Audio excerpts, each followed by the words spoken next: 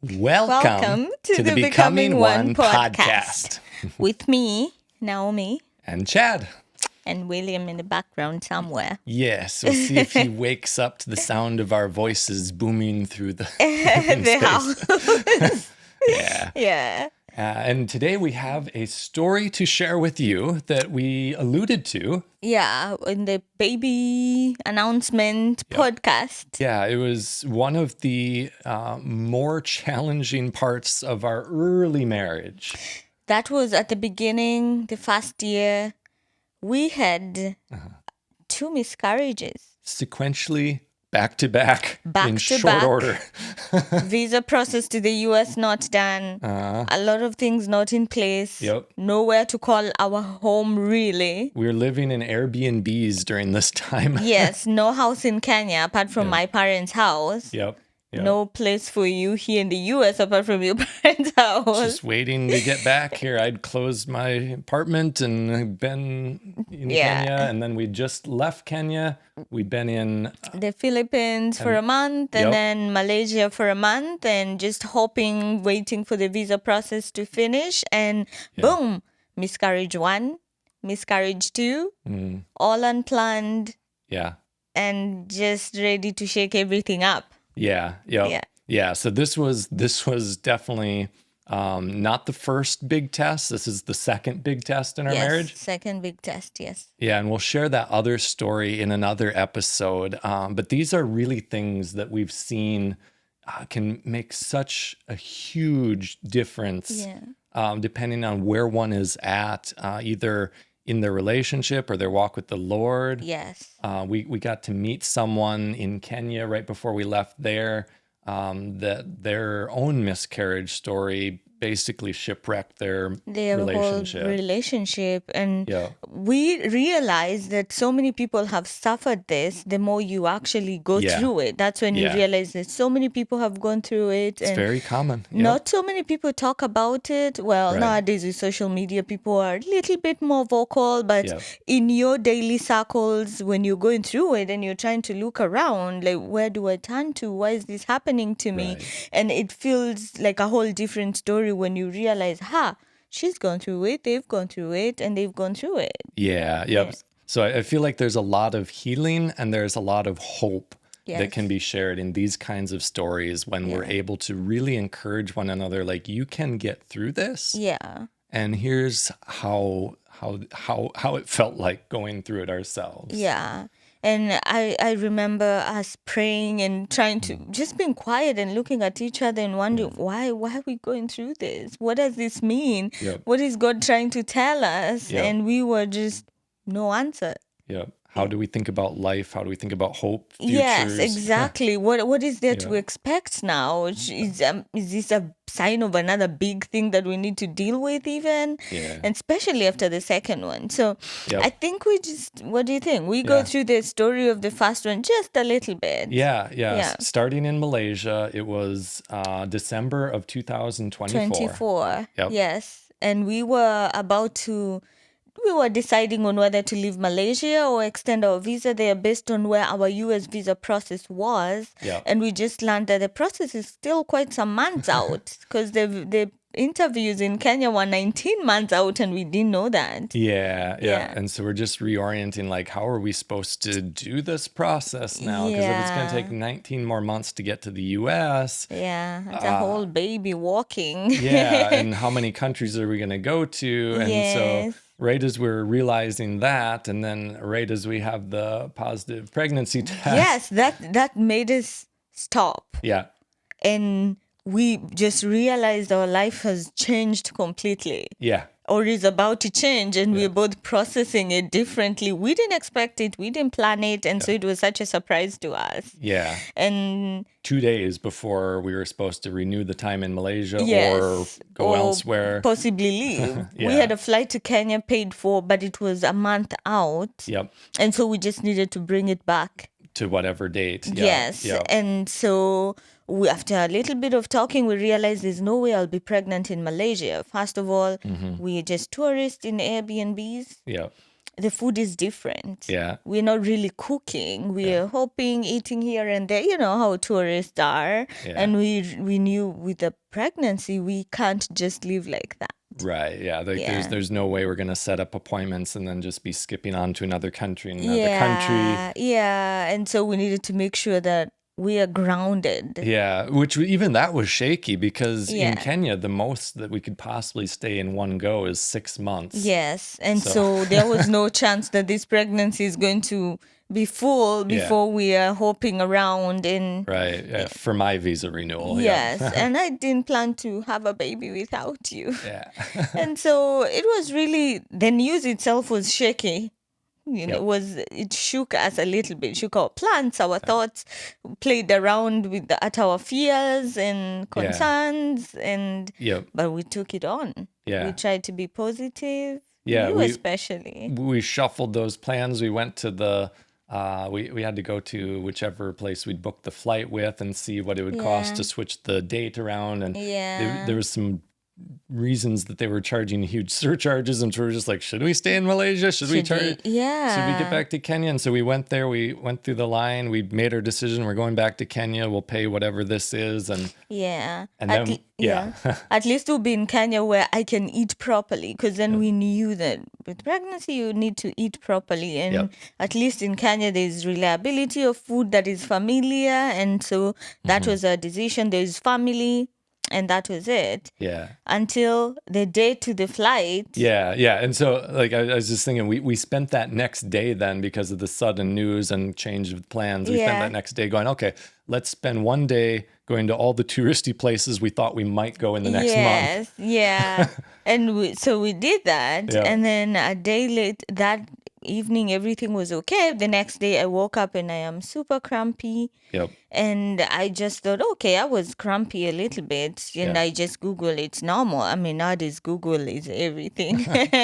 And so checked, everything was normal until these cramps are not going away. And then I checked and there was bleeding and more bleeding. And we just realized, hey, this could be a little bit more than normal. Yeah. And so we concluded, we self-diagnosed that it was a miscarriage. Yeah, it was that must be what's starting, and it was a process of many hours, but we'd just gone from the previous day to just like reorienting our life around how is baby gonna fit into all of this, and then boom, now again this is happening. We've already moved the flight, we haven't told anyone because we have barely processed the whole thing.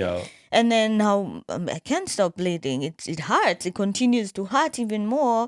And so we are talking here and you're really there and you're really more shocked than I am. Oh, yeah. Because like we'd had the previous day of, okay, how's this going to work? And accepting. It's like, yes, we have baby. Okay, this is exciting now. Yeah. And then when the actual miscarriage started, when the process started, now there's less than 24 hours till the flight. Yes. And it's just like, what are we supposed to do? Like, do we go to the hospital? Do we wait this out? Like, what do you do? Is there anything people take? We don't know. And so we're just checking, and we realized we wouldn't want to go to a hospital in Malaysia because most of them are not English speaking. I bet you will find a doctor speaking English, but then the whole process, we are not finding English speaking people everywhere. And so, and I think I learned that there's nothing that can be done. That was the first step. That's the first thing that made me feel like there's no point of even trying to go anywhere. Yeah, because this was, I don't know exactly what day, because we did the test after it had gone beyond the normal. Yeah, and so normally it would be 4 weeks and 4 weeks and 5 days. 4 weeks and 5 days. So it's very early pregnancy. Yeah. And so very early, Yeah. So we learned there's nothing that can be done. And so we didn't want to go to the hospital. And so we're just processing this and we're crying and we're just wondering what's going on. And I'm in pain. And it was just a whole experience. And we stayed in bed the whole day. Yeah. That day, just I can't, just taking in everything that had happened. Yeah.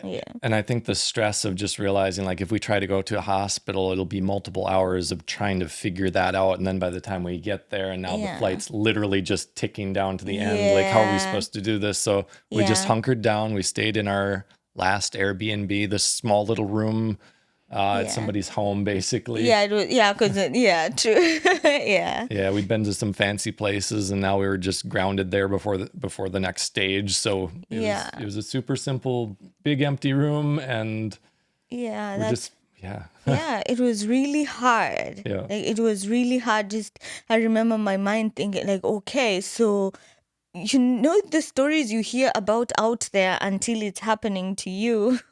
And so I remember we prayed. Yeah. We prayed and we were holding on to each other while allowing each other to process things differently. And I was still believing that baby might be okay. yeah, you were holding on to hope that it's okay, okay, and we're trying to see, okay, maybe people bleed, and there's a lot of stories of people who bleed for different reasons in early pregnancy. But then when I look at the few clots I've seen, this certainly I was feeling in me that this is a miscarriage. Yeah. And so trying to tell you that and that conveying my feelings to you of how certain I feel in me, and you try now to come to terms with it was hard. Yeah, it wasn't until the final biggest clot, and that's when things then stopped. And at that point, and trying to see you coming from a point of hope to there's probably no hope. That really made me so sad. I didn't cry until then. Yeah. You've been crying the whole process. Yeah, I know. But then seeing you come to that point of, oh, probably, because you're the one who was encouraging me. So seeing you now coming down to the point of, oh, I think you're right. Oh, that really broke me. And so we just continued to stay there. I can't remember anything else that day. And I was just starting to put together the bags so that we could go, because we had to had to leave the country before we get a fine or who knows what. So the next day we were supposed to leave, and I remember worrying, I don't know how the bleeding is going to be as we go around the airport and through the entire flight, and now I'm having all these things to worry about. And so we're just barely okay. Yeah. And the flight process is usually super stressful, whether just for your mental capacity of being really wiped out, tired. Yeah. But then, we haven't really got to fully talk things through. Yeah. But thank God we're together all this time. So we're still talking, but then again, the brain is taking in things differently. Yeah. And thank God it was a single flight. It's when Air Asia was doing Nairobi and Kuala Lumpur, and we took advantage of that while it was there. Yeah. And now we're just thinking like, boy, we're going back home now, and it's the reason why we are going back is no longer there. Yeah, and it was just after Christmas, New Year's time period. It was before. It was before New Year's and right after Christmas. It was before Christmas. Oh, it was right before Christmas. It was right before Christmas. Oh, It was 24th, 23rd, 24th. Yeah. And we have already, my parents know we are not going there because we had not told anyone we are going. We just learned 2 days, 3 days ago we are pregnant, and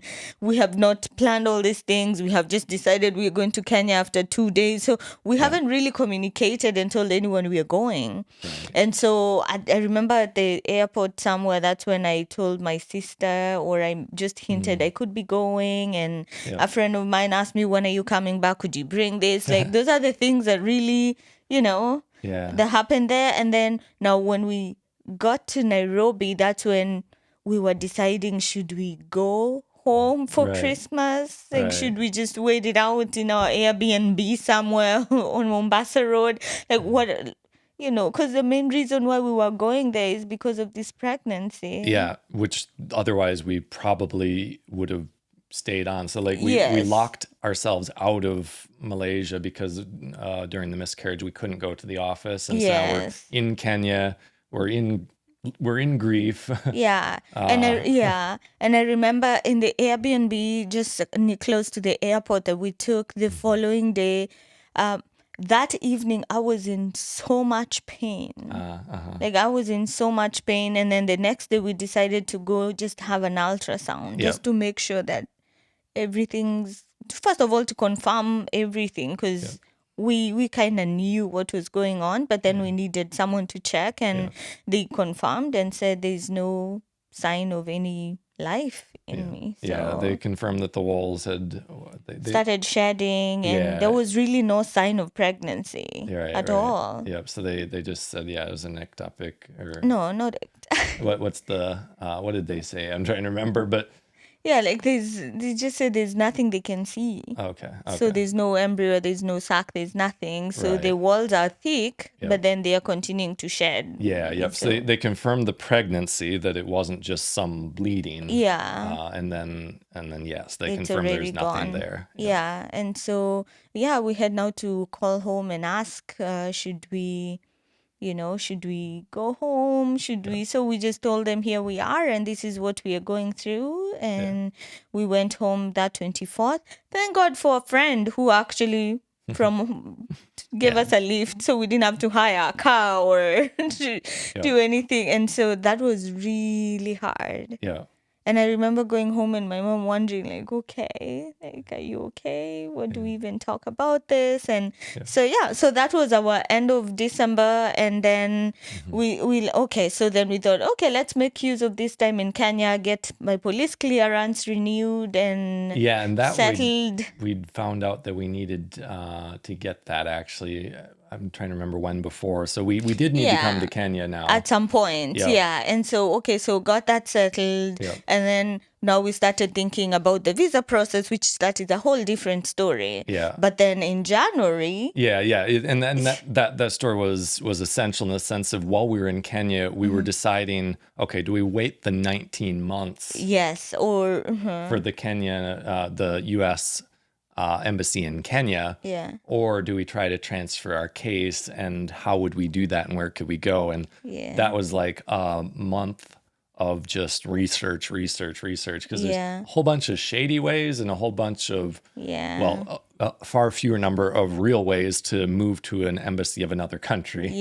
So that's what we were busy doing while we were in Kenya. That's what we were busy doing. And then end of January, so that was the end of December, we went home for Christmas season, and then came back to Nairobi, and now we had an Airbnb, and now we are focused on the visa process now. Again. I am healed. I am feeling better. And then end of January, missed period, we are thinking, okay, something must have been messed up with the previous miscarriage. The cycle's got to be off. Yeah, something happened. But then we went to the clinic there, and they confirmed through a blood test that it's actually a pregnancy. And we were again in shock. Yeah, after 2 positive tests with the lines, it's just like, okay, we better double check this. Yeah, like I don't think, maybe it's still hormones from the last pregnancy. Yeah. And so we went to the clinic, they confirmed, and so now here again, we are sitting down with news of our pregnancy, and so I was hopeful. Yeah. I was thinking, okay, so this is a redemption story. This is, and so we were very excited. Yeah. Again, as much as it's a surprise. Yeah. And this time we were just like, okay, like, is this now the Lord giving us this opportunity after the previous miscarriage? Like, we're scared, like, what if there's an issue? This is so close to the last miscarriage. So we're feeling all those emotions. We're feeling conflicted about what should we be trusting? Like, I wasn't wanting to believe or trust anything. Like I said, until we see the ultrasound at week 8, I think, week 10. Yeah, something like that. I said, until then, like, I don't want to overthink this. And I remember we decided we're not telling anyone. Until we confirm that everything is viable, we confirm viability, and we did not tell anyone. And so apart from, I think, one person when we were asking a question, and that was it.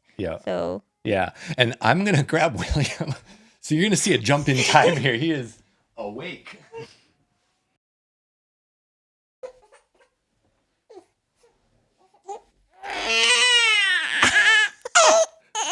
Say hi, William. Oh no. He just woke up after a good 3-hour nap. Almost 3 hours. Yeah. Hey there, baby. And he says, what are all these bright lights doing in my space? This isn't normal. Is he calm now? Yeah, we'll see. Oh, it's okay, William. There we go. Good boy. He's definitely thinking about his mama, but we'll see if we can we can get somewhere. Hey, sweet man. Life's different with baby. Yeah. Oh. Sorry. So, for the next, don't be distracted. Baby is fed. He is happy, hopefully. Yeah, let's see how long that will last. Yeah, he's studying the wall.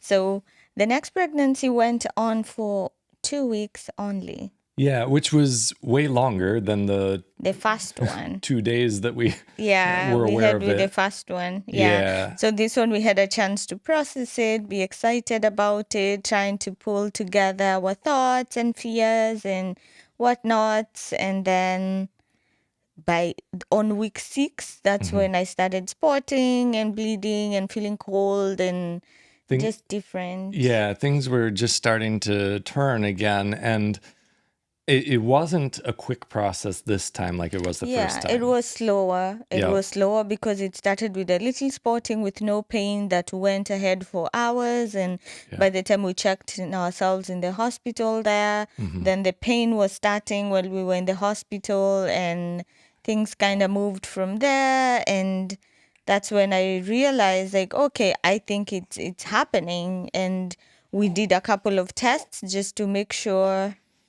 Yeah, the levels of different hormones. Yeah, and the blood HCG hormone that's supposed to go up, and so we self-tested mostly because then at the hospital there's really nothing much they can do. They just suggested let's do this kind of ultrasound to make sure, but then we just wanted to know for sure where we were at. Yeah. So this time it was a much more significant turn kind of feeling. Yeah, this one took us to the very edge. My fears. Yeah. And we really, and it was super painful. Yeah. Just the reality of where I'd been at, wanting to wait and see the ultrasound before I really believed that this time we had baby. And now as it's starting to fall apart again, 2 in a row, we're just starting to think like, is there something? Is there something we're missing? Right. What's going on? And in the first pregnancy too, right afterwards, we'd had all those feelings that a parent feels. It's like, well, is it because we were walking too many steps the day before? Is you it because bought me chicken liver because you thought I needed iron and everything, lentils and everything we could Google. Yeah. And so there's different points where you just realize, and like, maybe it's the things that we ate, maybe it's the things that we did, maybe it's. And so that first pregnancy, that one, we had that day and that's it, and things just weren't there. This time, 2 weeks, everything's going okay. Yeah. We're really conscious of what we're eating and what we're not eating, what we're doing and exerting and what we're not doing. Yeah, we're eating lots of lentils because they have folate and everything. We are doing everything right, and then everything falls apart again and we fall apart. Yeah, because now it's just like this dread. First of all, the dread that you're imagining the pain that's coming. Yes. And then also the dread of, like, are we not going to have babies? Are we going down this road of things we have always read and heard about people's stories of trying to conceive? And I know I am 30 years old, not 18. And then some. And so at that point, I'm just thinking, is there something wrong with my body? Like, what's going on? And we're really falling apart. And one thing we kind of start realizing is we are processing this thing differently. Yeah. And you being there for me. And this is something that we hear, and you people can tell us in the comments. Yeah. When we're talking a miscarriage, it seems like it's a woman's thing, and the man is there for you. But then he's also going through his turn of grief.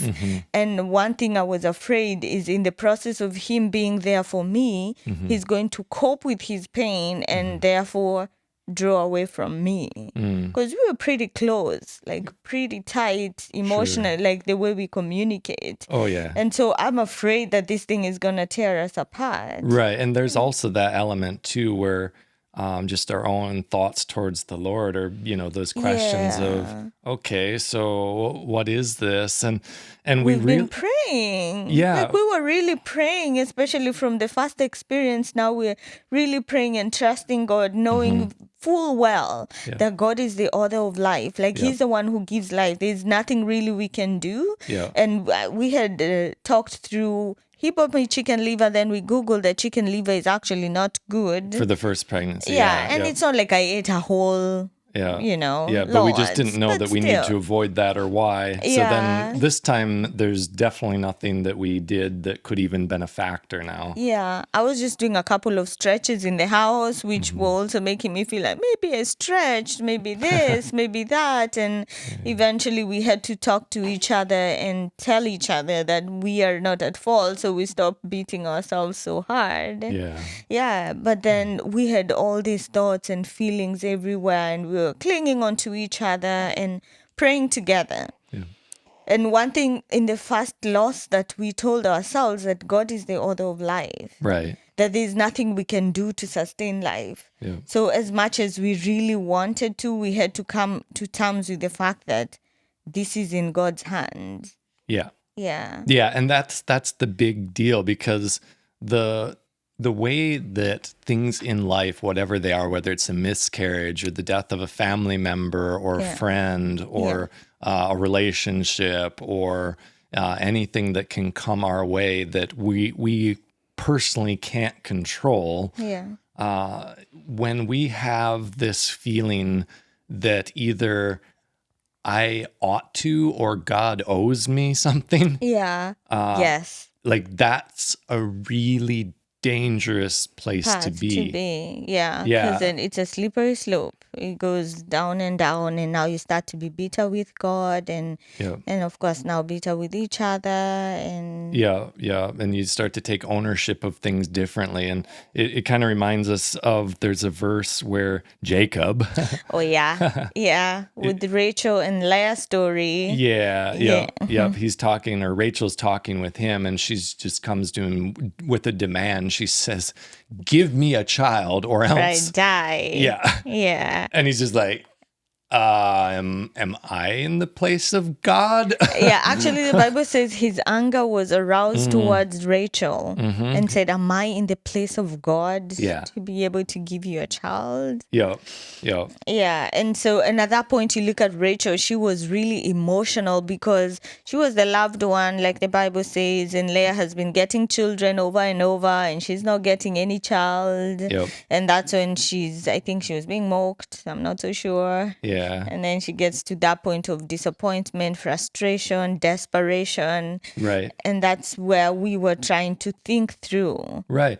Because these are all identity things too, right? Like if we're preparing for years that I'm going to get this job, or preparing for years that I'm going to be this kind of parent. And then when we think things are going to go that way, they just aren't working out. Like that can, again, take you down to the core level of I've got nothing left to live for. Like, exactly. Give me a child or I die kind of moments. And we were really trying to buffer ourselves, not about baby specifically, but about things in life in general. Like, okay, how can we learn from those lessons like Job? Or how can we learn from those lessons of people who gave everything to the Lord and didn't even really seem to get much back in their sacrifices. At least in this life. Which leads us to that biggest picture of like, okay, Christ, who did nothing but suffer and sacrifice for us. And so like we wanted to draw, or tried to draw from the strength of, okay, God,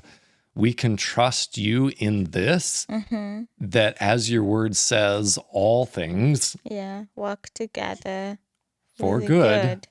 To those that are called according to to those who love God and are called according to his purpose. And I remember, like after the first loss, then we had, like, of course there's a background fear of this could happen again and again. And so, like, I was trying to prepare my mind, like, what if this happens again? What if? And so every day I was counting, oh, we've gone past 1 day, we've gone past 2 days, we've gone past 3 days. And it kept moving and moving. And my fear was, if this happens again, I don't know what to do. And I want to be prepared in my mind so that when it happens, I don't crash. And that's where now trying to tell ourselves that God is in charge. It's not like he's unaware of what's happening. And so as much as it really crushed us in that moment, it didn't crush me beyond that moment. Right. And that was this, like, this time it was a bit scarier too, because when baby was finally passing after more than a couple days of bleeding, spotting, this time it was intense pain. It was intense pain. And, you know, TMI, there's a huge clot. And so it's more painful. And I had to be on painkillers throughout. And like in the first one, which you could, you know, live with the cramps, but this one was intense pain. And I remember trying to be there for you somehow, but it's like, what do I do? And just knowing that this is not good pain, it's pain of letting go. And I remember crying so hard. And I remember at some point, like, since we had not told anyone, because we didn't want the point of trying to tell people this now again has happened. So then I'm telling my sister, and she's like, you mean all this time and you didn't tell us? And I remember them calling me, and I really broke down, broke apart, and was crying, and it was very heavy. But then in my spirit, I was still strong in knowing that God knows. I don't know why I'm going through this. I don't know why this is happening. I'm still afraid that maybe I'll be childless eventually, or I'm going through a road of we eventually will need tests and all these things, and you know, IVF, and I don't know what's wrong with my body. I can't carry a pregnancy. And or is it me? It's definitely not you. Mostly maybe. Well, my parents could only have me, and they were never able to conceive again. And so there was different reasons, but still the thought crosses the mind. The incompatibility of genes. I don't know what. And we had done some blood tests, but those are just basic things. There's more genetic issues. And so we really were afraid. And so... But we prayed and talked to each other. And I think we talked to each other more. Like, please don't. I remember telling, please don't leave me. Don't process this in your own way without me. Right. Yeah. Like, you did plead for that. Process with me. Tell me what you're afraid. Like, cry with me. Because one thing I knew is with men. Of course, I don't know. You men here can tell us, or wives can tell us how they have gone through this whole process. Is with men, they will act like they're okay, but then they will have their own weird secret coping mechanisms that you don't even probably know. And then now we'll be without connection anymore. And I remember within a day of all this happening, because we prayed afterwards, we talked afterwards, and we even agreed together. Like, we said, okay, so this is a lot. This is 2 miscarriages in 2 months, essentially. But then, as we didn't fall apart, as we didn't blame God, as we were accepting these things that were coming upon us. Painfully accepting. Like, we got to that moment where we said, okay, if this is so that we can share our story with someone and be able to communicate in a deeper way with someone, it'll be worth it. And we said that. And we said that. And then the next few days, since I had started bleeding from before, so this bleeding didn't continue for so long. I remember there was a men's group in church at that point, and I decided We're okay. Yes, we're okay with him.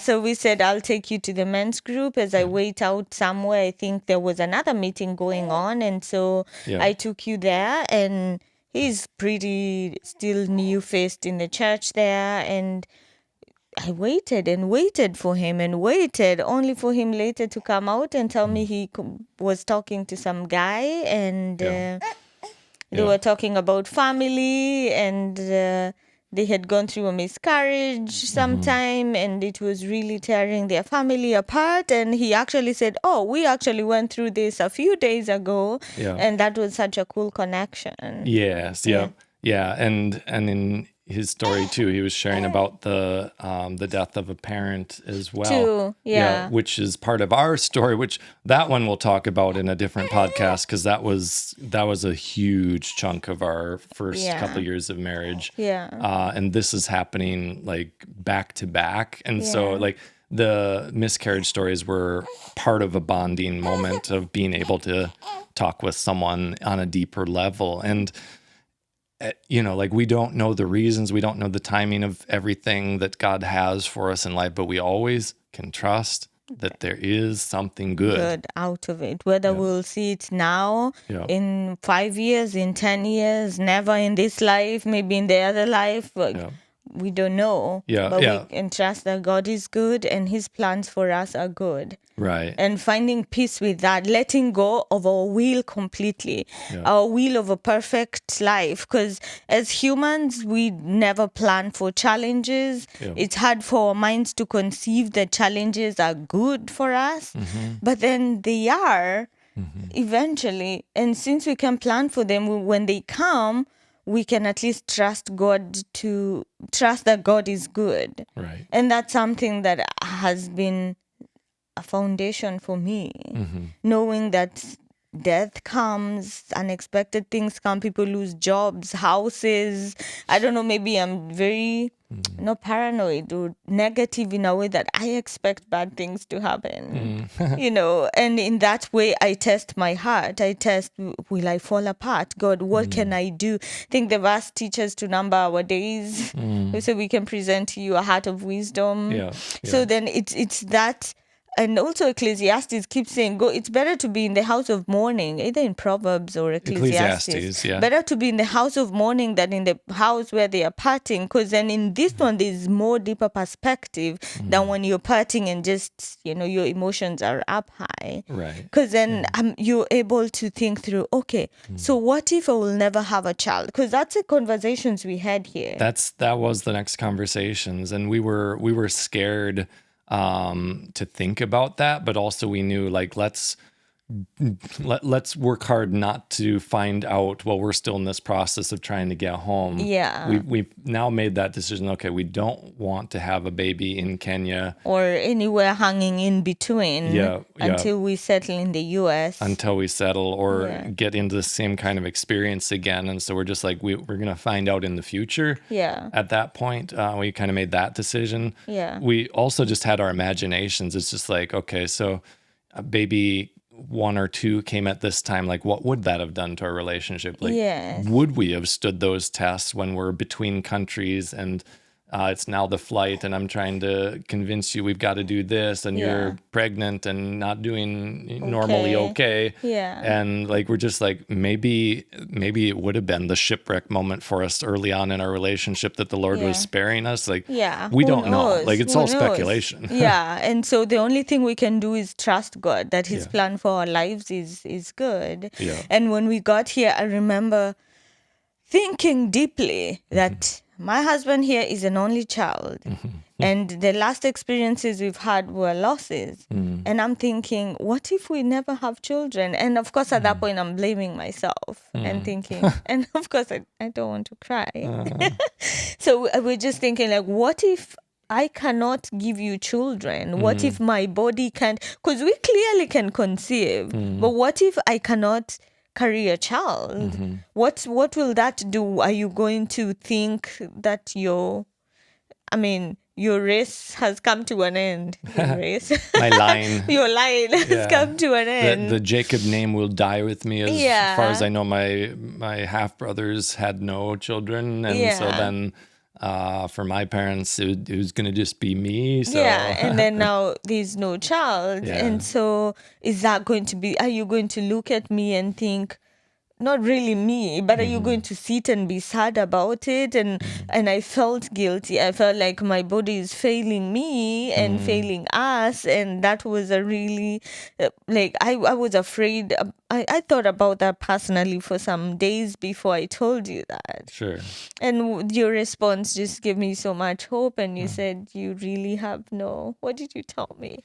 Yeah, I'm trying to remember the exact words too, but I basically said whether or not we have a child. Yeah. As much as I'm interested in however many the Lord would give us. Yeah, I think you said there's nowhere God promised.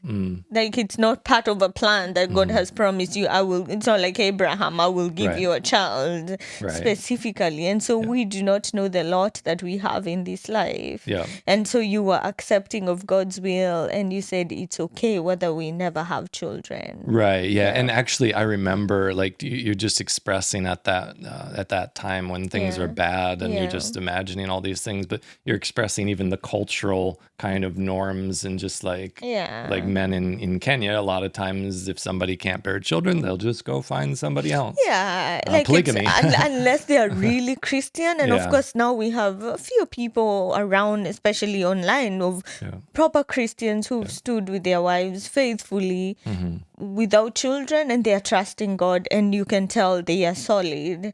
But then the cultural norms are, like, how can't he go look for someone else? Like you'll hear even women saying this, which is the most painful part. Women themselves claiming, why can the man go get a child with someone else? And they just need children. They, someone to take the name, or someone in the bloodline. And that's, I knew maybe that's not what your thoughts were. But it's still something that you articulate just because of that. Like, I didn't want you to secretly sit, and you still, at the back of your mind when we're however years old, you sit and regret. You sit and think about. And I don't want to see myself as a person who denied you that chance, whether willingly or unwillingly. Sure. Yeah. So we talked that through, and just being able, like, one of the things in marriage is it's so important to speak out even your quote unquote dumb fears, like everything that you're genuinely just like, it's sitting in the back of your mind. Don't hide that. And I think those are the things that eat us slowly inside. And like we said, these are things that potentially wreck a marriage. Why? They are deep-seated fears.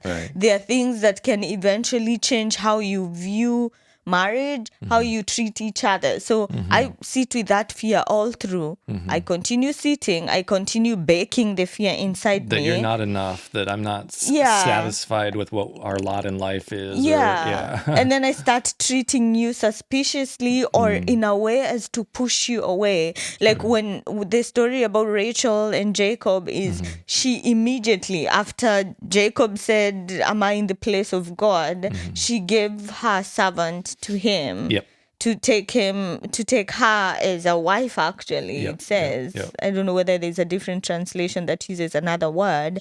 She gave her, bill her to him and Jacob went in with her, and she conceived, and they named the baby Dan, I think.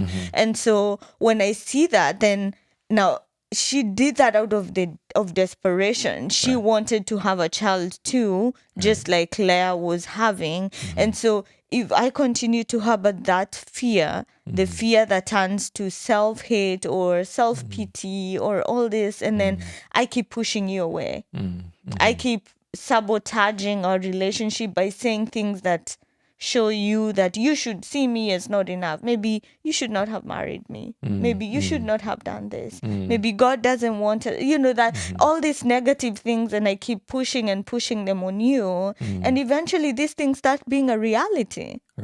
Because then that's what happens with our fears. If they are unchecked, they change easily to be our reality. And so who knows how our marriage would have looked like. And there's those genuine thoughts too. It's just like, okay, well, children are such a big part of life. And I was starting to imagine, okay, so we're back in the US and we have baby, and life kind of revolves a little bit around baby, that whole trajectory of, okay, getting to see their first steps, their first words. Okay, now we're teaching them things about life and education, and whatever stage, like that's going to be part of our story. And I'm just imagining like, boy, if baby isn't in that picture, like what? So are we just going to get two separate jobs and keep ourselves busy? Yeah. Are we going to work together and be okay without baby? Yeah. Like all those kind of thoughts are there.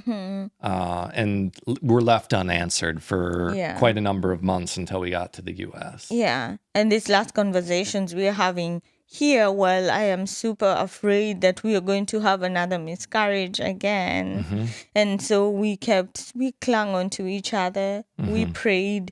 We talked our fears out. Yeah. Like, is this happening because of something I did in the past? Am I being punished for some sin I did? Was this? And we talked about that and we prayed together. Yeah. We deeply brought all those things to God. Yeah, everything. And one slogan we like to have is talk to man and then talk to God. Yeah.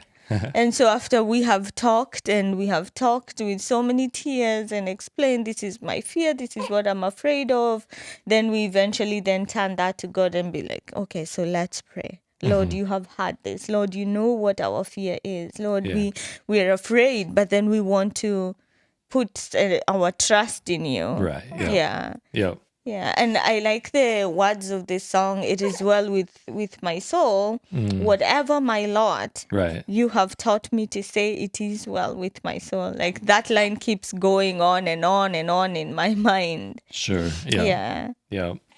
Yeah. And so when we were at peace and when we were ready to, okay, let's try again, let's see about baby, when we prayed and we trusted the Lord, like, Yeah. for sure we had that, that dread again when we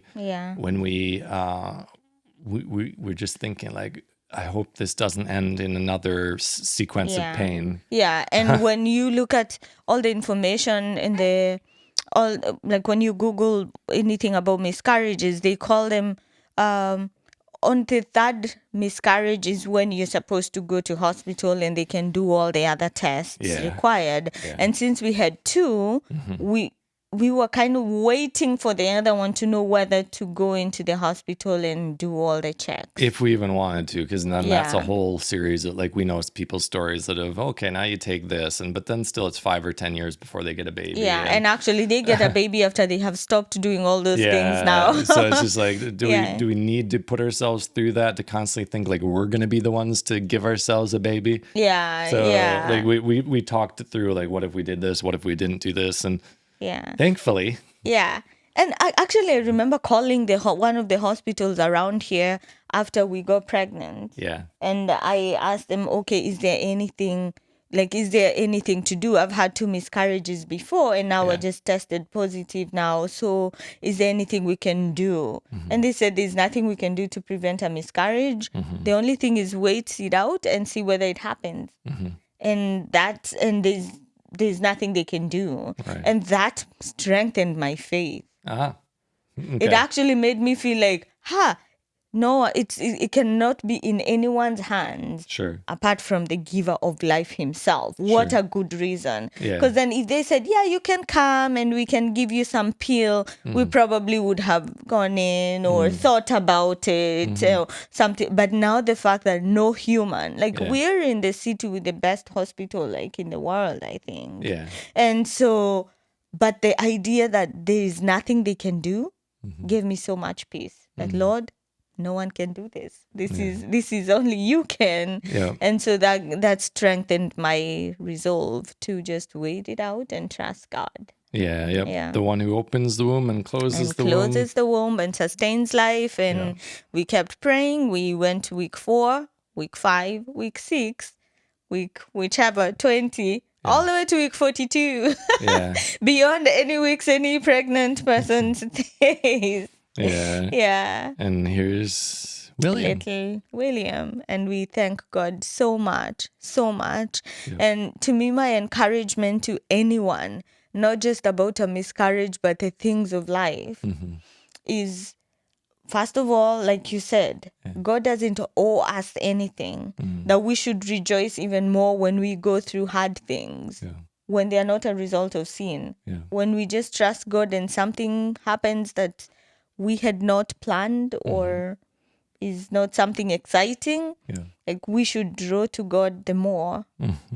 And in that way, He's glorified and we are built up. Yeah. We learn perseverance. We Yeah. learn patience. Yeah. Yeah. Through sufferings, like through the things we suffer in life, that's really where, like, the term, one of the good fruits is long suffering. Yeah. And it's more than just patience. It's actually being able to endure or persevere through or put up with something challenging. Like when we commit to marriage, like God's saying, this is, you follow this through till death. Yeah. And so when we commit to God, like he follows this through with us in this life until death, and then he raises us again. Like these are commitments that endure. And there's people who, like Israel, in Hebrews, it talks about they lacked faith. Because of unbelief, they fell away from the living God. Yeah. And so we can fall away from the things that God has said, this is the path of life, and we can fall away into paths of death and despair. Yeah.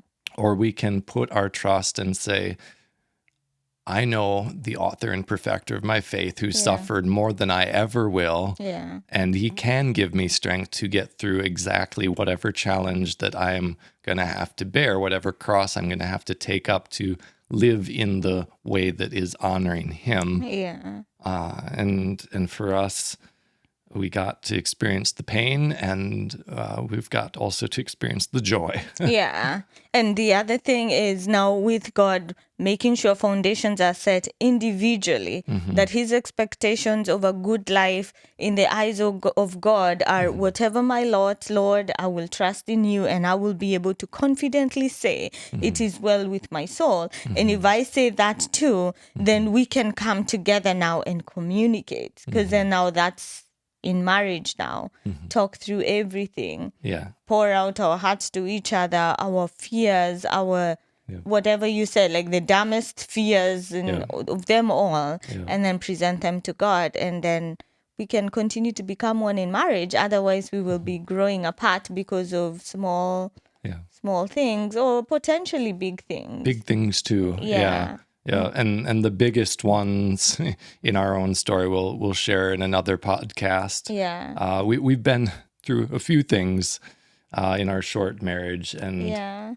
we're just trusting the Lord in each step and in each stage, and seeing, okay, Lord, what is it you're trying to accomplish as we try to remain faithful. Like we know that our job is to remain faithful, that God wants us holy. He's not just into the business. And I think we talked about that in the last podcast of who God is. Yeah. That understanding who God is should be the foundation of becoming one or being anything in his sight. Because if I know that God is not just someone who gives me good things, then I can be able to perceive in my limited way God in the wholeness of who he is, so that if I don't get a job, my faith doesn't fall apart. Right. If we don't have a child, I can cry. We can cry and cry and cry. We can be like Job and be in God's presence, and Lord, I am not leaving here. Let's thrive.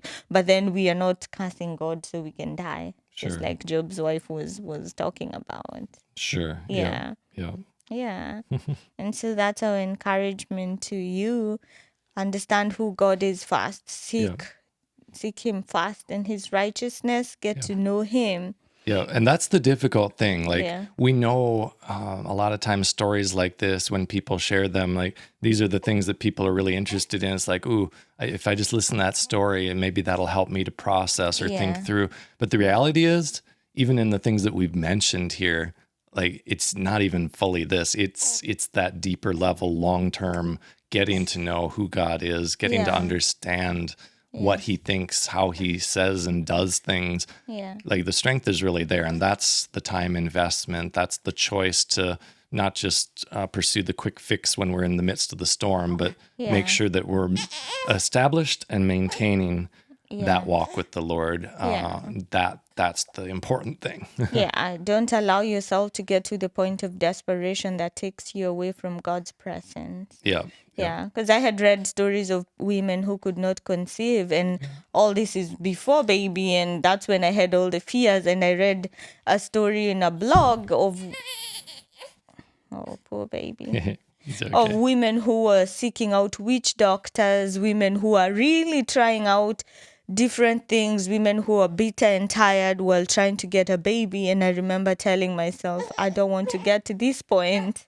I don't want to get to this point where I'm so desperate that it takes me away from God. And so, let's be encouraged that if you're going through this, you're not alone. Right. Like we have gone through it. There are others who've gone through it and still remained faithful in how they view God and their walk with God. And so go to the Lord, go on your knees, pray, and above all, seek to understand who God is. Because you can pray, but if your mind is not set on the right things, on God's word and understanding who He is, you can continue to have a harder time. Right. But if you know God is good, that God is in the business of sanctifying us and making our us to grow in our characters and to draw closer to Him, and to probably be like, maybe I'm missing something, because remember, His ways are not our ways. And so as you do that, I hope that you will get strength to go through it.